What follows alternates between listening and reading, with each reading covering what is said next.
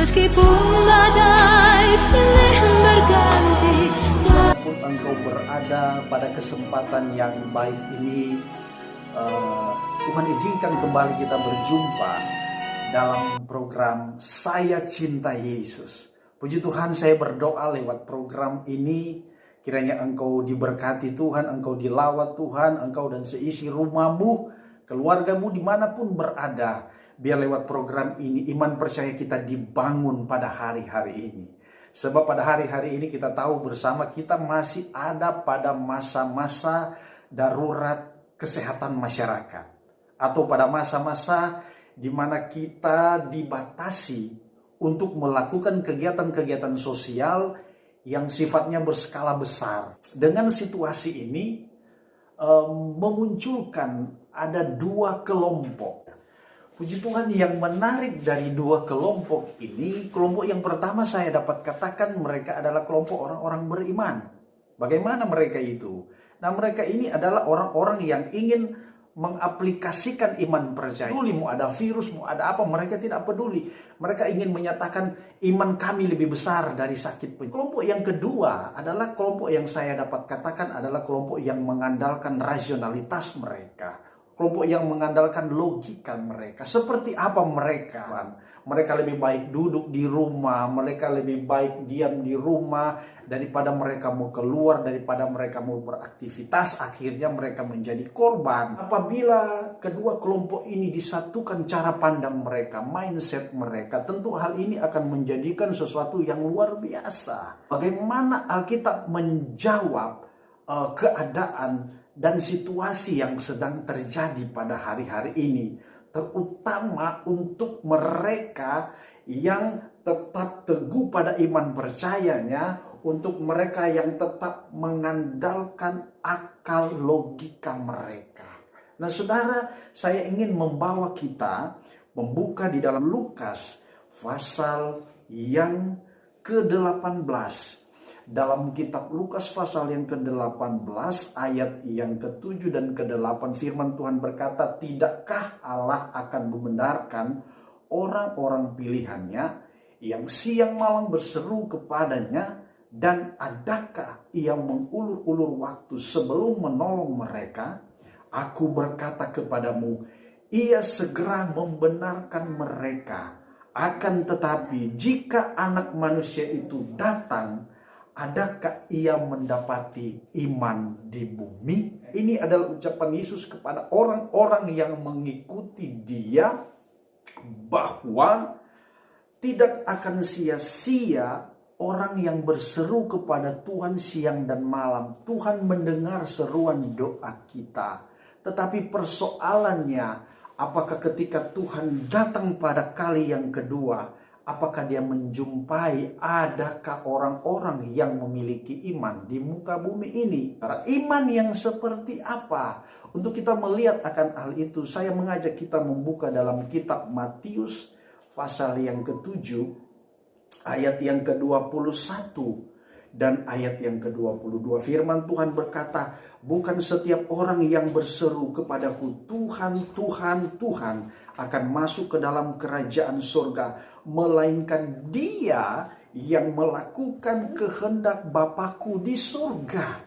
Nah, selanjutnya firman Tuhan berkata, pada hari terakhir banyak orang akan berseru kepadaku, "Tuhan, Tuhan, bukankah kami bernubuat demi namamu dan mengusir setan demi namamu dan mengadakan banyak mujizat demi namamu juga?" Orang yang berseru-seru Tuhan, Tuhan, Tuhan adalah orang-orang yang beriman. Orang yang berseru Tuhan, Tuhan, saya melakukan mujizat, saya melakukan kesembuhan ilahi di mana-mana. Tuhan, saya mengusir setan, saya bernubuat. Saya yakin mereka ini adalah orang-orang yang beriman, orang-orang yang percaya. Tetapi menjadi persoalan di sini, kenapa firman Tuhan selanjutnya berkata, "Aku tidak mengenal engkau." Sini kesimpulannya, di sini titik terangnya bahwa beriman itu perlu. Tetapi iman yang seperti apa? Nah, sesuai dengan ayat ini firman Tuhan berkata, melainkan orang yang melakukan kehendak Bapakku yang di surga. Dengan kata lain, kita beriman, kita percaya kepada Tuhan, bukan hanya sekedar lip service, bukan hanya sekedar ucapan dari mulut, tetapi kita percaya harus disertai dengan tindakan dan perbuatan. Orang yang melakukan kehendak Allah, bukan hanya sekedar kita berseru, kita percaya Yesus, tetapi kita pun mau melakukan kehendak Allah. Nah, otomatis ketika kita melakukan kehendak Allah, berarti kita memerlukan logika. Ketika kita melakukan sebuah tindakan, di situ kita memerlukan rasionalitas. Ternyata beriman tidak cukup, tetapi akal budi juga kita harus pakai, Bapak Ibu. Itu sebabnya kalau Tuhan menciptakan kita seperti gambar dan rupa Allah, saudara, termasuk akal budi pikiran kita ini diciptakan oleh Allah, tentu ada fungsinya, Bapak Ibu yang dikasihi Tuhan. Kita teringat dengan sebuah kisah bagaimana ketika Yesus memanggil murid-muridnya. Pada suatu saat dia berdiri di pinggir danau Genesaret. Dia melihat ada sebuah perahu yang sedang sandar di sana. Dan para nelayan-nelayan sedang membasuh jalannya, sedang membersihkan jala mereka. Saudara, dia mendekati salah satu perahu di situ, yaitu perahu daripada Simon. Dan dia katakan kepada Simon, bertolaklah lebih dalam lagi dan tebarkanlah jalamu di sana. Nah, saudara, Simon sontak dia kaget. Dia katakan, Tuhan, sudah semalam-malaman kami mencari ikan, tetapi tak seekor pun yang kami dapat. Ketika ada perjumpaan dengan Yesus, Yesus menyuruh untuk Simon menaburkan, melempar jalannya.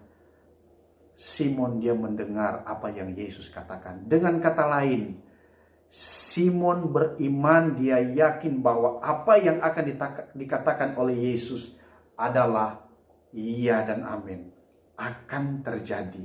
Itu adalah sebuah tindakan iman. Nah, apa yang terjadi, saudara yang dikasihi Tuhan? Kita tahu bahwa ketika Simon melakukan itu, mereka mendapatkan ikan yang sangat banyak. Apa yang dapat kita ambil dari cerita ini? Simon dan kawan-kawannya, mereka adalah orang-orang yang sangat ahli. Mereka adalah orang-orang yang memiliki pengetahuan tentang bagaimana caranya untuk menangkap ikan. Ketika mereka berjumpa dengan Yesus, mereka melakukan apa yang Yesus katakan. Dengan kata lain, ketika mereka berjumpa dengan Yesus, iman mereka bangkit. Mereka percaya, mereka yakin, mereka mendengar dan melakukan apa yang Yesus katakan. Saya mau katakan di sini dalam cerita ini terjadi perjumpaan antara iman dan logika. Ketika iman dan logika berjalan bersama-sama, di sanalah kita akan melihat kuasa Tuhan terjadi. Akal tanpa iman, hidupmu akan sia-sia. Saya tidak menyalahkan saudara memiliki iman sebesar apapun itu. Itu hak kita. Iman tanpa akal, engkau akan menjadi batu sandungan bagi orang lain. Kau boleh memiliki iman, tapi pergunakanlah akalmu. Iman dan akal budi kita harus berjalan bersama-sama, supaya Tuhan semakin dipermuliakan lewat hidup engkau. Banyak orang boleh menyaksikan kebesaran Tuhan, bukan karena kuat dan gagah kita, tetapi hanya oleh kasih dan kemurahan Tuhan. Kita sama-sama tundukkan kepala, kita berdoa. Bapa, di dalam nama Yesus, firman Tuhan sudah disampaikan. Meyakin dan percaya kuasa Tuhan yang akan menerangi hati dan pikiran kami, supaya kami lebih memahami, lebih mengerti apa yang menjadi rencanamu bagi kami, bagi gerejamu di akhir zaman ini. Tuhan, dipermuliakanlah namamu Bapa di surga. Diberkatilah mereka yang sudah mendengar dan melakukan kebenaran firman-Mu. Kami berdoa dalam nama Yesus. Haleluya, haleluya. Cinta Yesus.